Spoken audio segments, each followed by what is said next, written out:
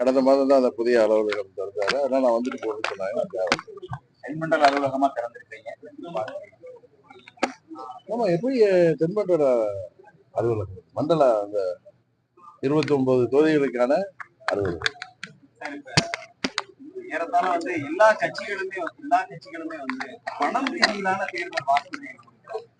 அரசியல் கட்சிகள் இந்த மாதிரியான ஒரு பணம் ரீதியிலான ஒரு 10,000 கொடுக்கிறோம், 2,000 கொடுக்கிறோம், ஆளுங்கட்சியாக இருந்தாலும் சரி எதிர்கட்சியாக இருந்தாங்க, இந்த மாதிரியான ஒரு அறிவிப்புகள் வந்து ஒரு ஜனநாயகத்துல ஒரு சரியான அணுகுமுறையா இருக்குமா? அதாவது அடித்தட்டு மக்கள், இன்னும் விளிம்பு நிலை மக்கள், ஏழ்மை எல்லாமே நம்ம நாட்டுல இருக்கு. இந்தியாவை ஒரு வளர்ச்சி அடைந்த நாடாக உருவாக்குவதற்கு மாண்புமிகு பிரதமர் அவர்கள் பல்வேறு முயற்சிகளை எடுத்து வர்றாங்க. பொருளாதார ரீதியாக நாம் முன்னேறி வருகிறோம். தமிழ்நாட்டிலும் பல கல்வி மற்றும் தொழில்துறையில தமிழ்நாடும் கடந்த 50 ஆண்டுகளாக முன்னேறி வருகிறது. தேவையான மக்களுக்கு இந்த விலையில்லா திட்டங்கள், உதவித்தொகைகள்லாம் உண்மையாவே தேவையான ஒன்றுதான். ஆனா நீங்க எதை பேக்குறீங்க? அரசாங்க தேர்தல் வாக்குறுதிகள்ல பணம் அறிவிக்கிறாங்க, ஓட்டுக்கே பணத்தை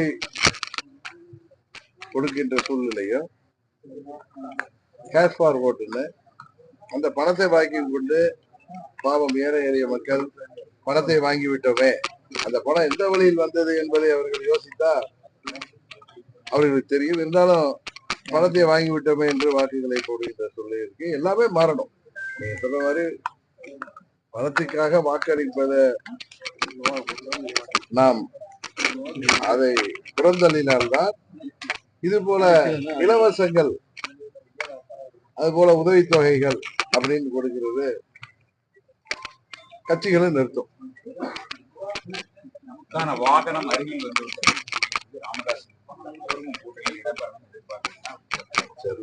பெரியவர் என்ன முடிவு எடுத்திருக்கிறாரு தெரியாத ஒரு விஷயத்தை நானா பேசக்கூடாது.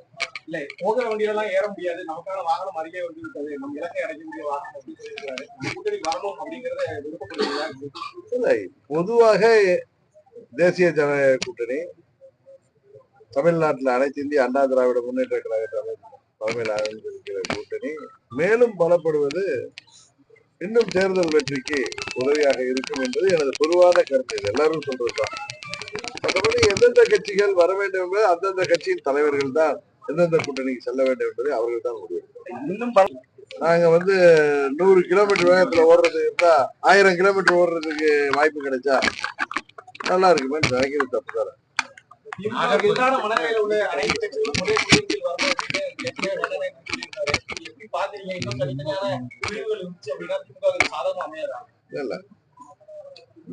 திமுக கூட்டணியில் உள்ள கட்சிகளை, குறிப்பாக காங்கிரஸ் கட்சி அந்த கூட்டணியில் நீடிக்குமா என்பதே இன்னும் $1 பில்லியன் கொஸ்டினா தான் இருக்கு. அதை பற்றி யாரும் கேட்கவே மாட்டீங்க. உங்க கூட்டணி இன்னும் பலப்படணுமா, இருக்கிற பலம் பத்தாதான் என்ன டெக்னிக்கா கேட்கறீங்க. திமுக கூட்டணியை நம்பித்தான் திமுக ஒவ்வொரு தேர்தலையுமே இருக்கு. இதுவரை கடந்த காலங்கள்ல அவர்கள் போட்டியிட்ட தேர்தல்கள் எல்லாம், இன்னும் சொல்ல போனா காங்கிரஸ் கட்சிக்கும் அவர்களுக்கும் கடுமையான ஒரு போட்டி நிலவுவது உண்மை. அது உங்களுக்கு தெரியும். எனக்கு தெரிந்தவரை காங்கிரஸ் கட்சி 35 ல இருந்து 40 தொகுதி வரை கேட்பதாக வருகின்ற செய்தி உண்மை. கூட்டணி ஆட்சி வேண்டும், எங்களுக்கு காங்கிரசுக்கு அமைச்சர்கள் இட வேண்டும் என்று காங்கிரஸ் கட்சி கேட்பதும் உண்மை. அதனால காங்கிரஸ் கட்சி திமுக கூட்டணியில இடம் பெறுமா இல்லை வெளியில வருமா என்பதை வெகு விரைவில் தெரிந்துவிடும். ஏறத்தாழ இப்ப மத்தியில் கூட்டாட்சி, மாநிலத்தில் சுயாட்சிங்கிற முழக்கங்களை தான் திராவிட இயக்கங்கள் இதுவரைக்கும் முன் வச்சிருக்கு. ஆனா அதையெல்லாம் தாண்டி இப்ப தமிழ்நாட்டிலும் ஒரு கூட்டணி ஆட்சிக்கான ஒரு சூழல் ஏற்பட்டிருக்கிறதா திருமாவளவன் சொல்லியிருக்கிறார். ஆனா அப்படியான ஒரு சூழல் இருக்கதா? இந்த நேரத்துல திருமாவளவன் பற்றி நீங்க கேட்டீங்க.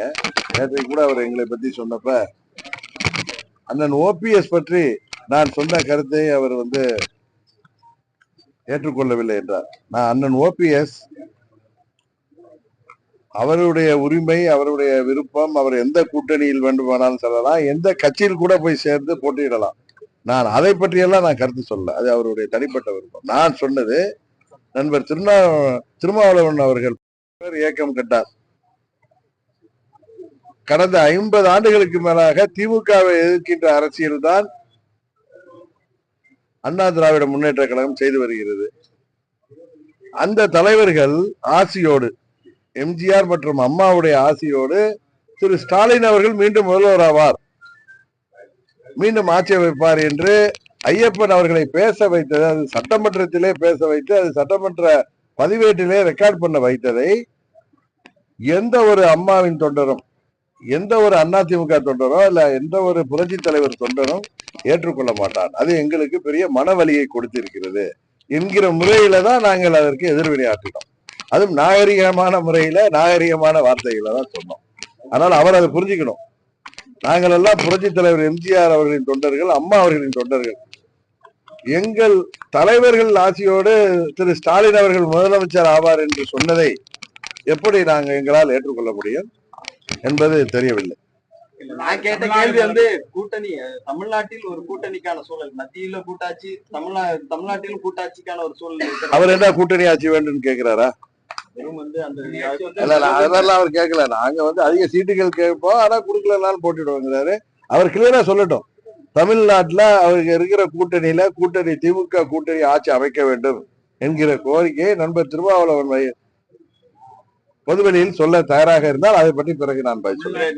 நீங்க அதே கூட்டணி ஆட்சிக்கு, அதாவது எங்களை பொறுத்த வரைக்கும் தீய சக்தி, மக்கள் விரோத சக்தி, இன்றைக்கு பட்டி தொட்டி எல்லாம் கஞ்சா புழங்குகின்ற இந்த ஆட்சி, வருங்கால இந்தியாவாகிய இளைஞர் சமுதாயம், மாணவர் சமுதாயம் இன்றைக்கு போதைக்கு அடிமையாகி பல்வேறு சமூக விரோத செயல்களில் ஈடுபடுகின்ற அளவிற்கு இந்த ஆட்சியில சட்டம் ஒழுங்கு சந்திச்சிருக்கிறது. எங்கு பார்த்தாலும் கொலை, கொள்ளை, பெண்களுக்கு பொதுவெளியிலோ வீடுகளில் தனியாக இருப்பவர்களுக்கு கூட பாதுகாப்பு இல்லை என்கிற சூழ்நிலையில் இருக்கிறது. எதிலும் ஊழல், எங்கும் ஊழல். நீங்க சொன்ன மாதிரி காசை கொடுத்து ஓட்ட வாங்கி விடலாம்ங்கிற சூழ்நிலையில இந்த ஆட்சியாளர்கள் அலைந்து கொண்டிருக்கிறார்கள். அதனாலதான் நாங்க சொல்றோம், இந்த திமுக ஆட்சி வீழ்த்தப்பட வேண்டும் என்பதுதான் எங்களுடைய முதல் குறிக்கோள். அதற்காகத்தான் நாங்கள் கூட்டணி அமைச்சிருக்கோம்.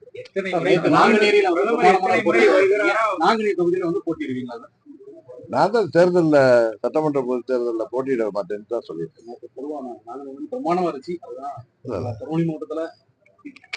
அதான் இருந்துச்சு. போன தேர்தலே நாங்க 40,000 வாக்குகளுக்கு மேல எங்க வேட்பாளர் பெற்றிருந்தோம். எங்களுக்கு அம்மா மக்கள் முன்னேற்ற கழகம் செல்வாக்கான தொகுதி தான்.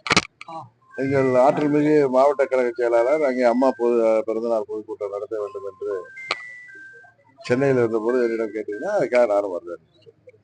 தேர்தல் வந்தாதான் பிரதமர் இத்தனை முறை பிரதமர் வருகிறாரோ அதன் அடிப்படையில திமுக தொடர்ந்து கூடுதலாக வெற்றி பெறும். நாகர்கோயில்ல முதலமைச்சர் எல்லாம் பேசுறாரு. அவர் எவ்வளவு பயந்துட்டு இருக்காருங்கிறது அவருடைய செயல்பாட்டிலே தெரியுது. காங்கிரஸ் மிரட்டை கூட அவங்களால சமாளிக்க முடியல. விஜயை பார்த்து ஒரு பக்கம் பயம். இங்க தேசிய ஜனநாயக கூட்டணி மீண்டும் 21 போல் இல்லாமல் இன்றைக்கு பயங்கர பலம் பெற்றிருக்கிறது என்பது தெரியும். 5 ஆண்டு ஆட்சியில மக்கள் எவ்வளவு வேதனையில் இருக்கிறார் என்பது தெரியும். வெறும் இன்றைக்கு பணநாயகத்தை மாத்திரம் நம்பி முதலமைச்சர் நம்பி இருக்கிறார். அதனால அவர் பேசுறப்ப இப்படிதானே பயமா இருக்கிறவங்க பயத்தை மறைக்க பேசுற மாதிரி தான் பேசுறாரு.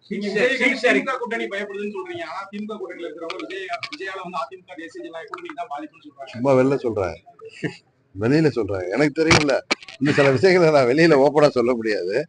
அதனால சொல்றேன், ரொம்ப பயப்படுறேன்.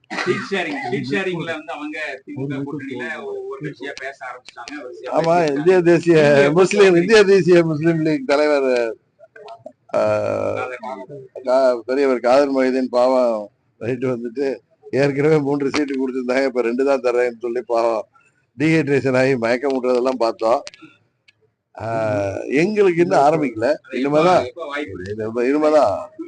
இன்னொன்னு நான் அன்றைக்கு சொன்னதை தவறாகவும் சில பேர் புரிந்து கொண்டார்கள், அல்லது அவர்கள் தொலைக்காட்சியில் அப்படி போட்டிருக்கலாம். அதாவது தேசிய ஜனநாயக கூட்டணியில அங்கம் வகிக்கிற நாங்கள், அது அம்மா மக்கள் முன்னேற்ற கழகம்.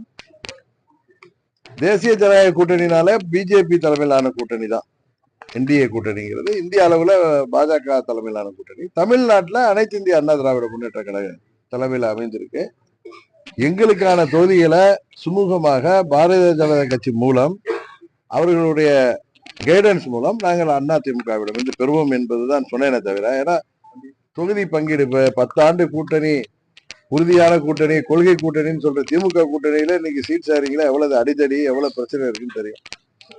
அதே போன்ற எந்த ஒரு பிரச்சனையும் வராமல் சுமூகமாக எங்கள் கூட்டணியில தொகுதி பங்கீடு நடைபெற்று நாங்கள் வெற்றியை நோக்கி செல்ல வேண்டும் என்பதற்காகவே நான் எப்படி தேர்தலில் போட்டியிட வேண்டாம் என்று முடிவெடுத்தோன்னா, அது போல சுமூகமான அந்த நிலை எட்டப்பட வேண்டும் என்பதற்காகத்தான் நான் பாரதிய ஜனதா கட்சியோட கைடன்ஸோட எங்கள் கட்சிக்கு தேவையான சீட்டுகள் பெறுவேன் என்று சொன்ன. வேற எந்த ஒரு மனமாச்சரியம்லாம் இல்ல. இரட்டை இலக்கத்துல தொகுதிகள் பெறுவதற்கான வாய்ப்புகள் இருக்குதா? ராஜ்யசபா எம்பி நீங்க சட்டமன்றத்தில் போட்டியிட மாட்டீங்க அப்படின்னா ராஜ்யசபா எம்பி நான் கேட்கல, நான் சொல்லிட்டேன், நான் கேட்கவில்லை அப்படின்னு பல முறை சொல்லிட்டு உங்களுக்கு தெரியும்.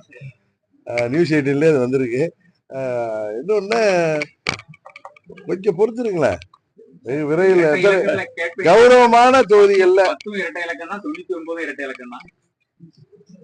அதாவது நியாயமான தொகுதிகளை எங்களது தகுதியான வேட்பாளர்களுக்கு நீங்கள் எல்லாம் பாராட்டுகின்ற அளவுக்கு, தேர்தல் நேரத்தில் வரப்ப சார் சரியா கரெக்டா தான் வாங்கியிருக்கீங்கன்னு சொல்லுகிற அளவுக்கு, கரெக்டா தான் கொடுத்துருக்காங்கன்னு சொல்லுகிற அளவுக்கு நாங்கள் தேர்தலில் போட்டியிட்டு மாபெரும் வெற்றி பெற்று சட்டமன்றத்திற்கு அம்மா மக்கள் முன்னேற்ற கழகத்தை சேர்ந்த வேட்பாளர்கள் சட்டமன்ற உறுப்பினர்களாக வெற்றி பெறுவார்கள்.